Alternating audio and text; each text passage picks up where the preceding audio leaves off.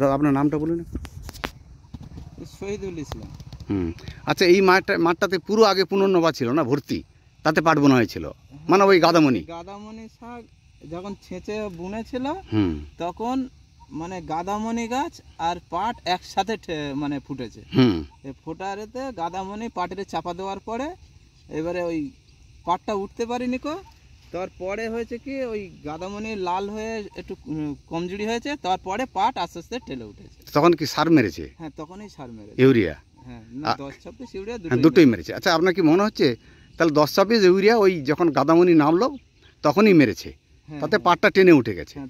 আপনার কি মনে হচ্ছে মোটামুটি পাট যেরকম হয় তাতে এটা হয়ে যাবে, একটু যদি জল না লাগে?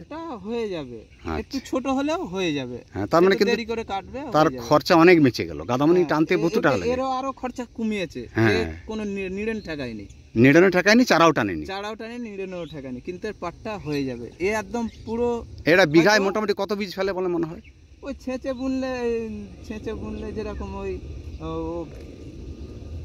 বিঘে কত 600-800 মতোই হয়, 800 মতো ফেলে।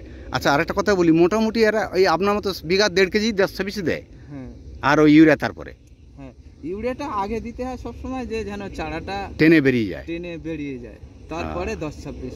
তাহলে মোটামুটি এই গাদামণিকে কন্ট্রোল করা এইভাবেই সম্ভব, মানে ওষুধ না দিয়ে হয়ে যাবে। হ্যাঁ, এটা দেরি করতে হবে, একটু ওয়েট করতে হবে। মানে গাদামণি যখন আগে উঠে ওকে ও আস্তে আস্তে নিজেই জখম হয়ে পড়ে যাবে, তারপরে পাট ঠেলে উঠবে। এটাকে বলে অ্যাকচুয়ালি ইংরেজি বলে ট্রায়ান্থিমা মনোগাইনা। এটা খুব মানে ভয়ঙ্কর একটা গাছ, একে কন্ট্রোল করে গাদামণি নির্গেও ফরে আনতে পারবে না, পারবে না। কিন্তু এই গাছের যেহেতু আগের দিকে উঠার একটা প্রবণতা আছে, সেই জন্যই টেনে বেরিয়ে যায়, এবং এইভাবেই পুনর্নবা থাকলেও পাটটা ওই জন্য একটু দুর্বলতা হয়ে রয়েছে। এবারে এর জায়গায় চলে এসছে, হ্যাঁ, এবারে বেরিয়ে যাবে। হ্যাঁ, এবারে ও হয়ে যাবে। এতে 1 টাকাও খরচা করিনি নিড়োবার জন্য।